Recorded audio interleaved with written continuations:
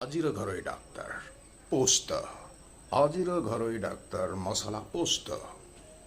ମସଲା ଉପରେ ଆମର ଚାଲିଛି ନା ଭିଡ଼ିଓ। ବର୍ତ୍ତମାନ ଦେଖନ୍ତୁ ପୋସ୍ତ କ'ଣ କରିପାରେ। ଅଫିମ ଗଛର ମଞ୍ଜିକୁ ପୋସ୍ତ କୁହାଯାଏ। ପୋସ୍ତ ମସଲା ରୂପେ ବ୍ୟବହାର ହୁଏ। ଏହା ଶୋଷ, ଜ୍ୱର, ଫୁଲା, ପାକସ୍ଥଳୀ ରୋଗରେ ଉପକାର କରେ। ଅନିଦ୍ରା ରୋଗରେ ପୋସ୍ତ ପ୍ରାୟ 30 ଗ୍ରାମ ପୋସ୍ତକୁ ପାଣିରେ ବାଟି ଚିନି ମିଶାଇ ରାତିରେ ପିଇଲେ ଅନିଦ୍ରା ଭଲ ହୁଏ। ନାଳଝାଡ଼ା 14 ଚାମଚ ପୋସ୍ତକୁ ମହୁରେ ଧୀର ଆଞ୍ଚରେ ବାଦାମୀ ରଙ୍ଗ ହେବା ପର୍ଯ୍ୟନ୍ତ ଗରମ କରିବ। ଏହାକୁ ଥଣ୍ଡା କରି ଦିନକୁ 2 ଥର ଲେଖା 3 ଦିନ ଖାଇଲେ ନାଳ ଝାଡ଼ା ଭଲ ହୁଏ। ଶୁଖିଲା କୁଣ୍ଡିଆ ଲେମ୍ବୁ ରସରେ ପୋସ୍ତକୁ ବାଟି ଦେହରେ ଲଗାଇଲେ ଶୁଖିଲା କୁଣ୍ଡିଆ ଭଲ ହୁଏ। ଲାଇକ୍ କରନ୍ତୁ, ସେୟାର କରନ୍ତୁ, ସବସ୍କ୍ରାଇବ୍ କରନ୍ତୁ, ବେଲ୍ ଆଇକନ୍ଟାକୁ ଦବାଇ ଦିଅନ୍ତୁ। ଘରୋଇ ଡାକ୍ତର ଲଙ୍କା ସବୁ ରୋଗକୁ କରିଦେବ ବଙ୍କା। ମନ ଦେଇ ଶୁଣନ୍ତୁ, ଉପଯୋଗ କରନ୍ତୁ, ଲାଭ ପାଆନ୍ତୁ। ଆମ ରାଜ୍ୟର ଅଧିକାଂଶଙ୍କ ଘରେ ତରକାରୀରେ ଲଙ୍କା ପକାଯାଏ। କେତେକ ଲୋକ ଖାଇବା ବେଳେ ଲଙ୍କା କିମ୍ବା ଶୁଖିଲା ଲଙ୍କା ଖାଆନ୍ତି। ଲଙ୍କା ଖାଇଲେ ପାଟି ପୋଡ଼େ ଓ ପାଟିରୁ ଅଧିକ ଲାଳ ବାହାରେ। ଏହି ଲାଳ ହଜମ କରିବାରେ ସାହାଯ୍ୟ କରେ। ତେବେ ଅଧିକ ଲଙ୍କା ଖାଇବା କ୍ଷତିକର।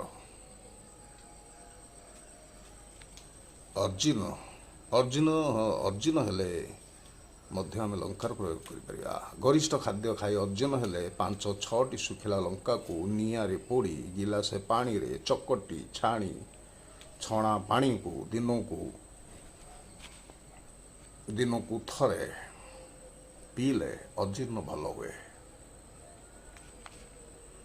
କଲିକ୍ ଶୁଖିଲା ଲଙ୍କା ମଞ୍ଜିରୁ ଅଧ ଚାମଚ ପାଣିରେ ବାଟି ପିଇଲେ କଲିକ୍ ଯନ୍ତ୍ରଣା ତୁରନ୍ତ ବନ୍ଦ ହୁଏ। ଲାଇକ୍ କରନ୍ତୁ, ସେୟାର କରନ୍ତୁ, ସବସ୍କ୍ରାଇବ୍ କରନ୍ତୁ, ବେଲ୍ ଆଇକନ୍ଟାକୁ ଦବାଇ ଦିଅନ୍ତୁ। ଆଜିର ଘରୋଇ ଡାକ୍ତର ଜୁଆଣି ପେଟ ପାଇଁ ଅମୃତ।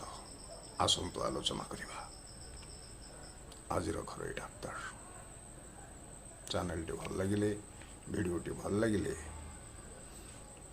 ଲାଇକ୍ କରିବେ, ସେୟାର କରିବେ ଆଉ ସବସ୍କ୍ରାଇବ୍ କରିବେ।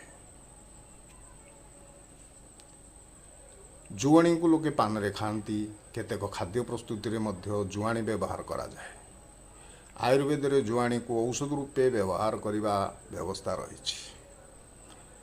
ତେବେ ପେଟ ରୋଗରେ ଜୁଆଣିର ପ୍ରୟୋଗ ଆମେ ଦେଖିବା। ଆପଣଙ୍କ ପାଇଁ କହୁଛି।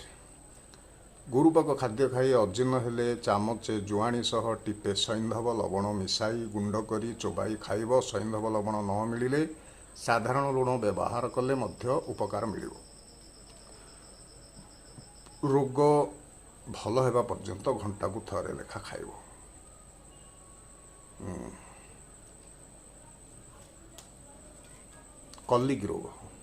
କଲିକ୍ ରୋଗରେ ଚାମଚ ଜୁଆଣି, ଅଧ ଚାମଚ ଶୁଣ୍ଠି ଗୁଣ୍ଡ ଓ ଚଉଠ ଚାମଚ ବିଟ ଲୁଣ ଏକାଠି ମିଶାଇ ମିଶ୍ରଣରୁ ଅଧ ଚାମଚ ଖାଇ ଉଷୁମ ପାଣି ପିଇବ। ସମ ପରିମାଣର ଜୁଆଣି ଓ ଶୁଣ୍ଠି ଗୁଣ୍ଡ କରି ତାର 2.5 ଗୁଣ ଲେମ୍ବୁ ରସରେ ମିଶାଇ ଶୁଖାଇ ଦେବ। ଶୁଖିଗଲା ପରେ ଅଳ୍ପ ବିଟ ଲୁଣ ମିଶାଇ ରଖିବ। ଏହି ମିଶ୍ରଣରୁ ଅଧ ଚାମଚ ଖାଇ ଉଷୁମ ପାଣି ପିଇଲେ ପେଟ ଫମ୍ପା ଓ ପେଟର ବାୟୁଦୋଷ ଭଲ ହେବ। ଚାମଚ ଜୁଆଣି ଓ ଗୋଟିଏ ପାନ ଚୋବାଇ ଖାଇଲେ ପେଟର ଯେକୌଣସି ରୋଗରେ ଉପକାର ମିଳେ।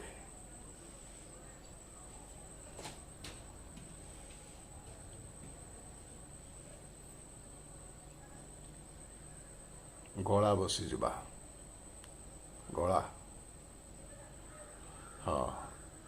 ଶୀତ ଦିନେ ପ୍ରାୟତଃ ଇଏ ହେଇଥାଏ। ଗଳା ବସିଯିବା, ଥଣ୍ଡା କିମ୍ବା ଚିତ୍କାର କରି ଗଳା ବସିଯାଇଥିଲେ ଗିଲାସେ ପାଣିରେ ଚାମଚେ ଜୁଆଣି ଓ ଟିପେ ଲୁଣ ପକାଇ ଫୁଟାଇ ଛାଣି ଉଷୁମ ଥାଉ ଛଣା ପାଣିରେ ଗର୍ଗଲ କରିବ, ଗାଗଲିଂ କରିବ। ଗାଗଲିଂ ଶ୍ୱାସ ରୋଗ, ଆପଣଙ୍କର ତ ଶ୍ୱାସ ରୋଗ। କଫ ବସି ଯାଇଥିଲେ ଗିଲାସେ ଘୋଳ ଦହିରେ ଚାମଚେ ଜୁଆଣି ଗୁଣ୍ଡ ମିଶାଇ ପିଇଲେ ଉପକାର ମିଳେ। ଶ୍ୱାସ ରୋଗରେ ଜୁଆଣିକୁ କନାରେ ବାନ୍ଧି ଗରମ କରି ଛାତି ଓ ବେକ ସେକିଲେ ଉପକାର ମିଳେ। ସର୍ଦ୍ଦି ଜ୍ୱର ହୋଇ ଶ୍ୱାସନଳୀରେ କଫ ହୋଇଥିଲେ ଚୁମୁଟେ ଜୁଆଣି, ଗୋଟିଏ ଲବଙ୍ଗ ଓ ଟିପେ ଲୁଣ ଚୋବାଇ ଖାଇଲେ ଉପକାର ମିଳେ। ଆହୁରି କହୁଛି, ଥଣ୍ଡାରୁ ନାକ ବସି ଯାଇଥିଲେ 4 ଚାମଚ ଜୁଆଣିକୁ ଭଲ ଭାବେ ଗୁଣ୍ଡ କରି କନାରେ ବାନ୍ଧି ଜୋରରେ ଶୁଙ୍ଘିବ। ରାତିରେ ଶୋଇବା ବେଳେ ଏହି ପୁଡ଼ିଆକୁ ତକିଆ କଡ଼ରେ ରଖିବ। ଥଣ୍ଡା ଆଉ ସର୍ଦ୍ଦି, ଥଣ୍ଡା ସର୍ଦ୍ଦି ହୋଇଥିଲେ ଫୁଟନ୍ତା ପାଣିରେ ଚାମଚେ ଜୁଆଣି ପକାଇ ବାମ୍ଫ ନେଲେ ରୋଗ କମିଯାଏ।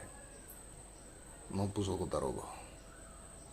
ସମ ପରିମାଣ ଜୁଆଣି ଓ ତେନ୍ତୁଳି ରସକୁ ଗୁଆ ଘିଅରେ ଭାଜି ଗୁଣ୍ଡ କରି ବୋତଲରେ ଠିପି ବନ୍ଦ କରି ରଖିବ। ଶୋଇବା ପୂର୍ବରୁ ଏ ଗୁଣ୍ଡରୁ 1 ଚାମଚ ସହ 4 ଚାମଚ ମହୁ ମିଶାଇ ଖାଇଲେ ରତିଶକ୍ତି ବୃଦ୍ଧି ହେବା ସହ ଶୀଘ୍ର ବୀର୍ଯ୍ୟପତନ ମଧ୍ୟ ଭଲ ହୁଏ। ଲାଇକ୍ କରନ୍ତୁ, ସେୟାର କରନ୍ତୁ, ସବସ୍କ୍ରାଇବ୍ କରନ୍ତୁ। ସେୟାର ନିଶ୍ଚିତ ଭାବେ କରନ୍ତୁ। ଆଜିର ଘରୋଇ ଡାକ୍ତର, ଜାଇଫଳ। ଜାଇଫଳକୁ ମସଲା ରୂପେ ବ୍ୟବହାର କରାଯାଏ। ବିଶେଷ ଭାବରେ ମାଂସରେ ଜାଇଫଳ ଗୁଣ୍ଡ ପକାଯାଏ। କେତେକ ପାନରେ ଜାଇଫଳ ପକାଇ ଖାଆନ୍ତି। ତେବେ ଜାଇଫଳକୁ ଆୟୁର୍ବେଦରେ ଔଷଧ ରୂପେ ବ୍ୟବହାର କରାଯାଏ।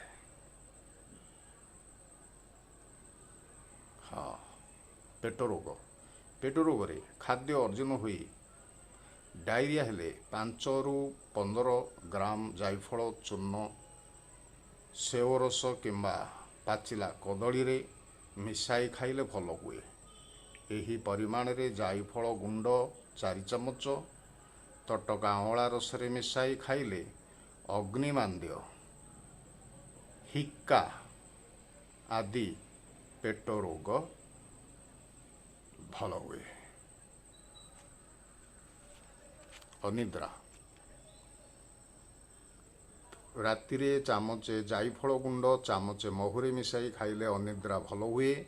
ରାତିରେ ଶୋଉନଥିବା ଶିଶୁକୁ 1/4 ଚାମଚ ଜାଇଫଳ ଘୋରି ଚାମଚେ ମହୁରେ ମିଶାଇ ଖୁଆଇଲେ ଶିଶୁ ଶୋଇପଡ଼େ। ଏହା ନିଦ୍ରାକାରକ।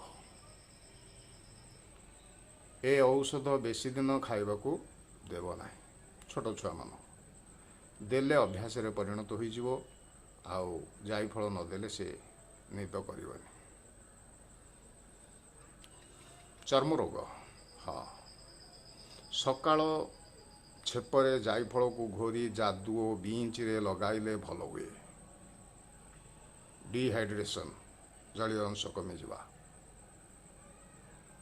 ହାଳେ ଜାଇଫଳକୁ ଅଧ ଲିଟର ପାଣିରେ ଫୁଟାଇ ଥଣ୍ଡା କରି ଛାଣି ନଡ଼ିଆ ପଇଡ଼ ପାଣିରେ 3 ଚାମଚ ଲେଖା ମିଶାଇ ବାରମ୍ବାର ପିଇଲେ ଝାଡ଼ା ବାନ୍ତି ଦ୍ୱାରା ହେଉଥିବା ଡିହାଇଡ୍ରେସନ୍ ଭଲ ହୁଏ।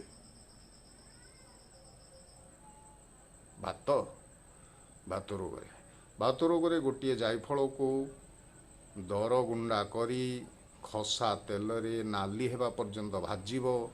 50 ମିଲି ଖସା ତେଲ ନେବ।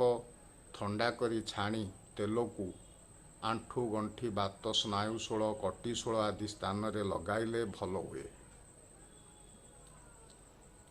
ଯୌନ ରୋଗରେ ଜାଇଫଳ। ଯୌନ ରୋଗରେ ଶୀଘ୍ର ବୀର୍ଯ୍ୟପତନ ହେଲେ ସହବାସରେ ଘଣ୍ଟାଏ ପୂର୍ବରୁ ଚଉଠେ ଜାଇଫଳ ଗୁଣ୍ଡ ଚାମଚେ ମହୁ ଓ ଗୋଟିଏ ଅଧା ସିଝା ଅଣ୍ଡା ମିଶାଇ ଖାଇବ।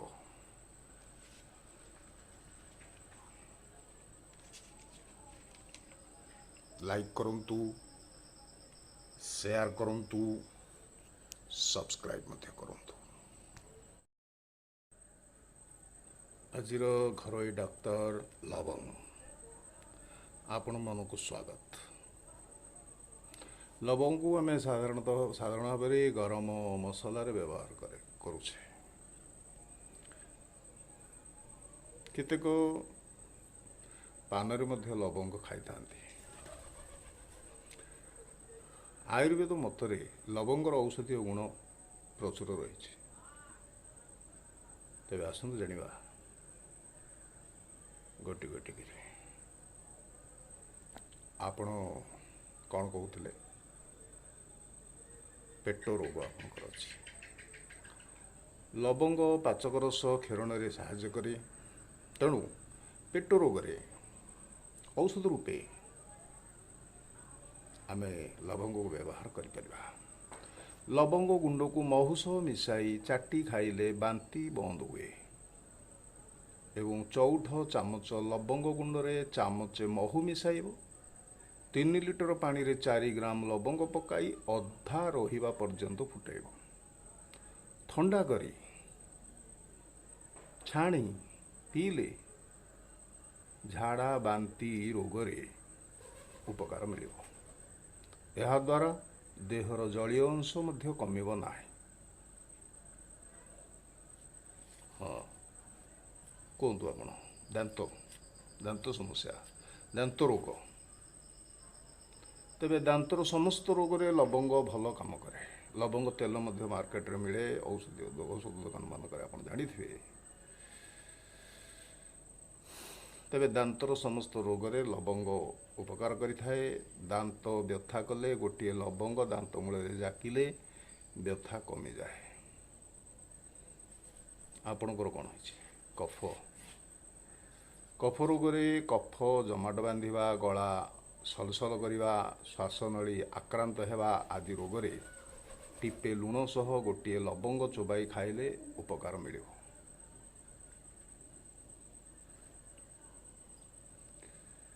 ହଁ, ପ୍ରଧାନ ବାବୁ, ଆପଣଙ୍କର